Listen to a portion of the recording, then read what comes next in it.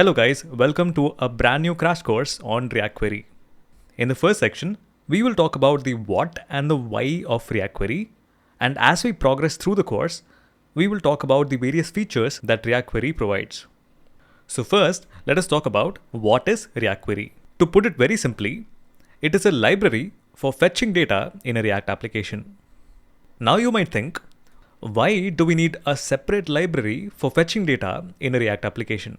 The first reason is, since React is a UI library, there is no specific pattern for data fetching. Traditionally, we typically use the useEffect hook for data fetching and use state hook to maintain component state like loading, error state, or the resulting data. If the fetched data is needed throughout the app, then we tend to use some state management libraries like Redux. Most of the state management libraries are good for working with client state alone. So for example, the theme for the application or whether a model is open. But unfortunately, these state management libraries like Redux are not great for working with asynchronous or server state. And when we say server state, it could be data sitting inside of a database. And libraries like Redux are not really great for working with server state because client state is fundamentally very different from server state. Let us see what the differences are. Client state is persisted in your app memory and accessing or updating it is synchronous. Whereas server state is persisted remotely and requires asynchronous APIs for fetching or updating. Server state has shared ownership, right? So there could be multiple clients, multiple devices connected to the same server. Data can be updated by somebody else without your knowledge. And because somebody else or some other device can update the server data without your knowledge, the UI data that is currently being shown may not be in sync with the remote server or the database data.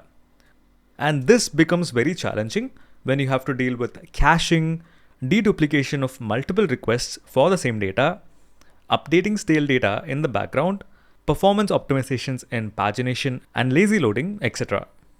A lot of these problems, for example, the UI data being out of sync with the database data, caching, making sure that there aren't any deduplication of multiple requests for the same data, all of these different things, if you want to do it by yourself, you will have to write a lot of logic on the client side.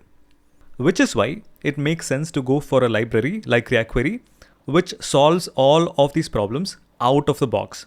You don't have to do anything. React Query has so much intelligence built in that it becomes extremely easy for a front-end developer to handle all these different use cases. So as we progress through this course, you will see how React Query makes the entire process of data fetching in React so much easier. So without wasting any more time, let us quickly jump into setting up the project. So there are a couple of very simple steps that I want us to do so that we can purely focus on React Query going forward. So the first one is we are setting up a new React project using create React app. And next up, we're going to set up an API endpoint that serves mock data for use in our application. Because if you think about it, we use React Query in our application to simplify the process of fetching data. So we are setting up our own API endpoint. And setting this up is only going to take 2 minutes because we are going to be using a very simple package. And thirdly, we are going to set up React Router and a few routes in the application. And lastly, we will fetch data the traditional way using useEffect and useState. So first off, we'll do it the traditional way. And once it is done the traditional way, we will then fetch the same data using React Query. And by comparing it, we will be able to see how easy it is to work with React Query with regards to fetching data. So without wasting any more time, let's jump into the code.